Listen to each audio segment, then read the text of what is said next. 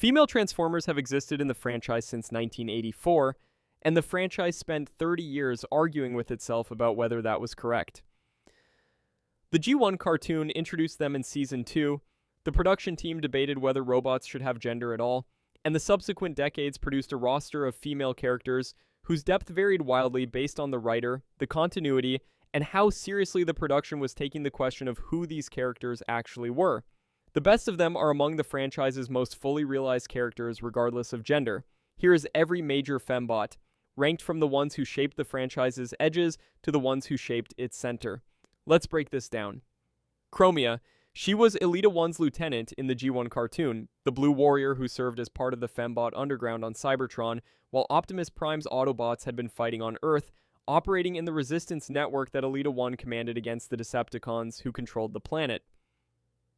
The G1 cartoon's treatment of Chromia was the treatment most female characters in that era received. Sufficient development to communicate a personality, insufficient development to communicate a full character. She was courageous, she was aggressive in combat, she was Ironhide's romantic partner.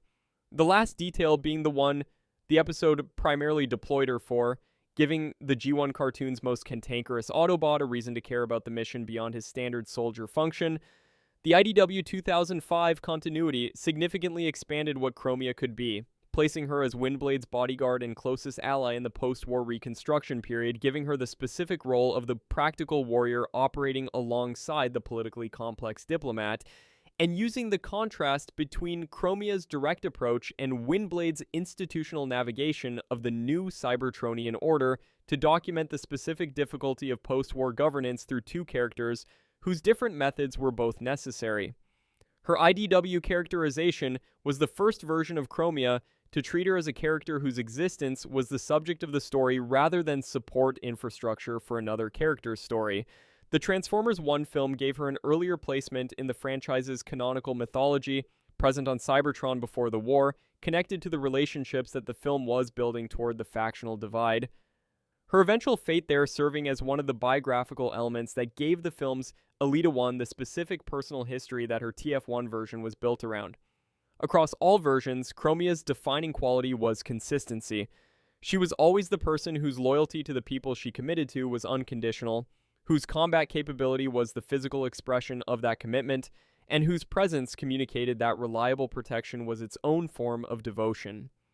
Airachnid. She was only female because one writer insisted. Airachnids' introduction in Beast Wars Season 1 came through a production decision that the franchise had been inconsistent about since 1984, the choice of whether a new character was male or female, and in this case, the writer who scripted her debut episode advocated specifically for her to be female against the default assumption that new characters were male unless specified otherwise. The character that resulted was the Maximal Falcon Mode warrior who was paired through the narrative with Tigatron, the White Tiger Maximal whose extended mission in the wild had given him a different relationship to organic life than most of his crew. In a relationship whose specific quality was the franchise's most understated emotional connection. Where Beast Wars staged its main romantic arc through Blackarachnia and Silverbolt with considerable dramatic emphasis, the Airachnid and Tigatron relationship developed through shared missions and parallel values rather than through explicit declaration. The two characters whose appreciation for the organic world they were temporarily inhabiting became the foundation of a bond that the franchise honored by removing them from the series together. Their abduction by the Vulk alien entities, taken simultaneously, their fates uncertain across the remainder of the series, their eventual fate in the Transmetal 2 season serving as the most painful callback to what they had represented, was the franchise's most specific use of a romantic subplot as a structural element of the plot's escalation rather than simply as a character texture element. Airachnids' combat capability and her role in the Maximal Group's early missions were consistent and well deployed, but her legacy in the franchise was the relationship she shared with a character who needed someone to confirm that his appreciation of the world around him was a strength, rather than a distraction from his military function. Strongarm, the by-the-book rookie, who discovered that following the rules and doing the right thing were not always the same thing, and that the specific tension between those two commitments was what professional development in a law enforcement context actually looked like when taken seriously. Strongarm's role in Transformers: Robots in Disguise 2015 as the Autobot cadet assigned to Bumblebee's team on Earth was the franchise's most sustained examination of what a female character looked like when the writers had decided that her gender was not her primary character attribute. Her defining quality was her relationship to authority and protocol. An Autobot for whom proper procedure was not simply a guideline, but a genuine value, whose discomfort with the team's improvised approach to their mission was the honest discomfort of someone who believed that the rules existed for good reasons, and that departing from them required justification rather than convenience. The specific development arc the series built around her was the recognition that rigid protocol adherence was not the same as wisdom. That the same dedication to doing things correctly had to be applied to the question of whether the things being done were worth doing correctly, which was a more difficult question than the protocol could answer by itself. Her relationship with Grimlock, the Dinobot whose approach to situations was approximately the direct opposite of her own, was the series' most effective odd couple pairing, using the contrast not for simple comedy but to communicate that both approaches had limitations that the other's presence could address. The Robots in Disguise Strongarm was the franchise's most explicitly procedural female character, and the series' willingness to take her protocol commitment seriously rather than simply using it as a setup for comedic rule-breaking made her one of the more thoughtfully developed female Autobots in the animated continuities. Arachnid, she was a trophy hunter before the war gave her better hunting grounds. Arachnid's Transformers Prime characterization was built around the specific horror of a predator who had discovered that the Decepticon cause provided institutional cover for what she was already inclined to do. A spider mode Decepticon whose hobby was the collection of the last specimen of each species she encountered, preserved through her venom in a state she found aesthetically satisfying. The specific relationship between Arachnid and Arcee was the organizing tension of her prime appearances. She had killed Arcee's previous partner Tailgate on a captured planet, not in combat as a military action, but as a demonstration of her collection methodology in front of Arcee specifically, and the psychological weight that killing had left on Arcee was the specific wound that every subsequent encounter between them was reopening. Her departure from the Decepticons, a unilateral decision based purely on the assessment that the Decepticons were not providing her with sufficient operational freedom, communicated the specific quality of her character most precisely. She had not joined the Decepticons out of ideological commitment, and she left them out of personal preference, which meant the factional framework was always incidental to a personality that had never required external justification for what she wanted to do. Her collaboration with the MECHE human organization and her eventual transformation into an Insecticon queen through forced reformatting gave her the most specific narrative ending of any Prime Decepticon after Megatron's own. Not death in battle, but conversion into a different kind of predator, locked in stasis on the Autobots' moonbase, which was the Prime continuity's most efficient method of removing a threat that was too dangerous to leave operational and too specifically character-driven to simply kill off. Solus Prime. She was first. The aligned continuity established Solus Prime as the only female member of the original 13, the Primes created directly by Primus at the dawn of Cybertronian existence, and built her character around the specific function that the franchise assigned to her in the mythological architecture. She was the Smith, the creator, the one who took the raw potential of Cybertronian technology and forged it into the artifacts that the 13 used to fight Unicron and subsequently distributed across the galaxy for the rest of Cybertronian history to encounter. Every legendary weapon documented in the franchise's aligned mythology passed through her forge: the Starsaber, the Enigma of Combination, the Requiem Blaster, the Dark Star Saber whose creation the Prime series documented as requiring the forge stolen from her dead body's arm, her death at Megatronus Prime's hands,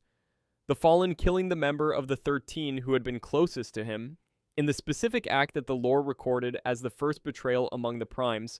was framed as the most consequential individual death in the franchise's entire mythological history, the event that broke the unity of the 13 and initiated the sequence that produced Megatronus's transformation into the franchise's first great villain.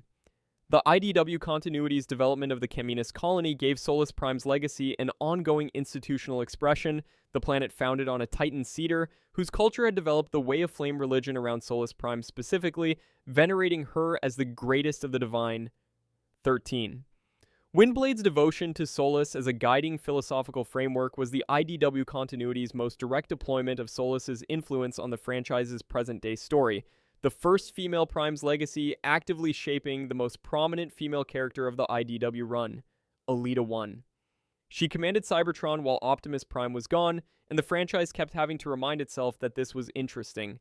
Elita 1's G1 cartoon establishment was the most significant early Fembot characterization outside of Arcee, the leader of the Fembot resistance on Cybertron, whose underground network had been fighting the Decepticons on the home planet during the 4 million years that Optimus Prime had been locked in stasis on Earth, and whose specific ability, a temporal stasis field that could freeze time for targets at the cost of rapidly draining her own spark energy, was the G1 cartoon's most narratively generous single power assignment to a female character of that era. Her relationship with Optimus Prime was the G1 cartoon's most clearly stated cross-continuity constant. Every version of Elita 1 in every continuity where she appeared was connected to Optimus in some form. Partner, former partner, the person whose absence or presence shaped his choices. The Transformers animated version recontextualized her entirely, making Elita 1 the pre-transformation identity of Blackarachnia, a young Autobot who had been left behind on an alien world whose spider-contaminated transformation into a techno-organic being was the origin point for the most complicated character in that series. The aligned continuity gave Elita 1 a post-war role whose political dimensions the IDW comics began to develop in directions that the franchise had not previously explored with the character. The trusted commander whose institutional authority on Cybertron gave her a different kind of presence than the combat-first role the G1 version had occupied, Blackarachnia, the most morally complex female character in the franchise's history, and the one the franchise built its most sustained examination of identity and belonging around. Blackarachnia's Beast Wars origin was a straightforward Predacon, a Black Widow Spider Mode Transformer who operated as part of Megatron's crew, who deployed cunning and manipulation as her primary tools alongside genuine combat capability, and whose specific orientation toward personal advantage over factional loyalty was the character trait the franchise deployed most consistently across her early Beast Wars appearances. The specific arc that distinguished her from every other Predacon, and eventually from most characters in the franchise, was her relationship with Silverbolt, the Maximal, whose chivalric code was the series' most exaggerated personality trait applied with complete sincerity, whose specific devotion to Blackarachnia operated from the conviction that what she was in the present was not a fixed statement about what she would always be. She defected to the Maximals not through ideological conversion, but through the specific mechanism of a character who had been loved unconditionally by someone who refused to accept her self-presentation as final. Her eventual Transmetal 2 upgrade, which shifted her spider mode towards something more maximal adjacent in aesthetic while leaving her personality's fundamental complexity intact, was the series' acknowledgement that her development had not resolved into simple heroism, but had complicated the concept of what she was in ways that the original Predacon Star Maximal binary could not accommodate. The Transformers animated version took the same character concept and rebuilt it entirely, Elita 1's accidental techno-organic transformation making her the most tragic figure in a series whose primary relationship dynamic was built around the specific grief of what she had become and who she had been before, Windblade. She was created by fan vote. The specific origin of Windblade as a character, the Hasbro fan-built bot poll that ran in 2013, in which the community voted on a series of character attributes that would be assembled into a new Transformer and given a toy and a place in the official continuity, was the franchise's most unusual creative process, and the character it produced was the most politically active female Transformer the franchise had ever developed. The IDW continuity received her as a Cityspeaker from Caminus, a practitioner of the specialized skill that allowed certain Transformers to communicate with and interpret the often damaged cognition of the ancient Titans whose city modes had been the infrastructure of Cybertronian colonial civilization. Her ability to read Titan consciousness was the specific capability that the IDW post-war reconstruction narrative required. Someone who could communicate with Metroplex and the other Titans, whose cooperation was essential to rebuilding Cybertronian civilization, was a character the story needed and that Windblade's specific skill set uniquely provided. Her ongoing IDW comic series, the first major Transformers ongoing to feature a female character as the primary protagonist, and the first produced by an entirely female creative team, was the franchise's most explicit institutional commitment to a female character's centrality. The storylines developed through her series engaged with the post-war political landscape in ways that the franchise's other ongoing titles were approaching from different angles, where More Than Meets the Eye was a character-driven adventure story, and the main Robots in Disguise ongoing was a political thriller. From Optimus's perspective, Windblade's series was specifically about how the most powerful political figures in post-war Cybertron operated their agendas through institutions and relationships, which was the kind of story the franchise had not previously told with a female character as its primary lens. Arcee. The franchise has rebuilt her in every continuity and kept coming back to the same essential qualities, which is the most specific evidence available that those qualities are what Arcee actually is, rather than what any particular writer decided she should be. The G1 Arcee was the franchise's first major female character given ongoing cast status, the pink Autobot who appeared in the 1986 film and in Season 3 of the G1 cartoon, who was assigned as Daniel Witwicky's companion and whose relationship with Hot Rod was the post-film season's most prominent romantic element. She was a capable combatant whose specific characterization in the G1 cartoon was limited by the era's treatment of female characters. She was present, she was competent, and the show did not have much else to say about her. Every subsequent continuity's Arcee was a statement about what the character should have been given the first time. The Transformers Prime Arcee was the franchise's most fully realized version of the character, a blue motorcycle mode transformer whose history of partner loss had produced the specific psychological armor of someone who had learned that caring about a partner was the most direct path to grief, and who was therefore systematically discouraging herself from the investment that her relationship with Jack Darby was constantly requiring her to make. The Prime version's arc was built around the specific recognition that the armor was not protection but isolation, that refusing to care to avoid grief was itself a form of grief, extended and self-inflicted.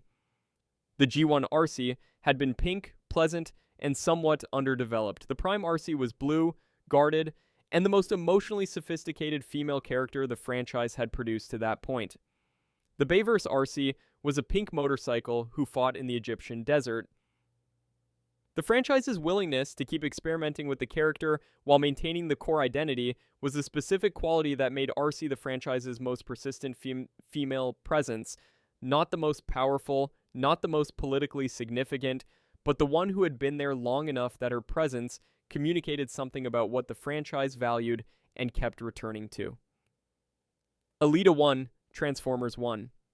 The 2024 film's version was the franchise's most committed attempt to give Elita 1 the equal protagonist status that the character's history had implied, but that every prior continuity had declined to execute fully. Transformers 1 positioned Elita 1 as a co-equal figure in the pre-war period, a fellow data clerk alongside Orion Pax and D-16, someone whose courage and intelligence were established as independent of either male character's presence, and whose specific fate in the film's second act became the pivot point around which both the Optimus Prime origin and the Megatron origin were organized. Her disappearance and apparent death was not simply a catalyst for Orion Pax's transformation, it was the loss around which both young Cybertronians organized the grief that subsequently drove their development in opposite directions. Optimus Prime carried her loss as a specific cost that made protecting others his organizing purpose. Megatron carried her loss as the first evidence of the institutional betrayal that his ideology subsequently responded to. Two completely different factional philosophies, both tracing their emotional origin to the same event, the same person, the same absence, which was the most elegant structural statement about the Elita 1 character that any version of the franchise had produced. The film's post-credits material and the continuity's forward trajectory implied that the apparent death was not the complete story, that Elita 1's survival in some form was part of what the franchise was building toward in the Transformers 1 film series, whether as greenlight as a future version of the character, or as something the continuity had not yet disclosed. The Transformers 1 version of Elita 1 represented the franchise's most ambitious commitment to the character. The first time any Transformers continuity had positioned her as the story's most structurally significant character, rather than as the most important character who happened to be standing slightly to the side of the most structurally significant character.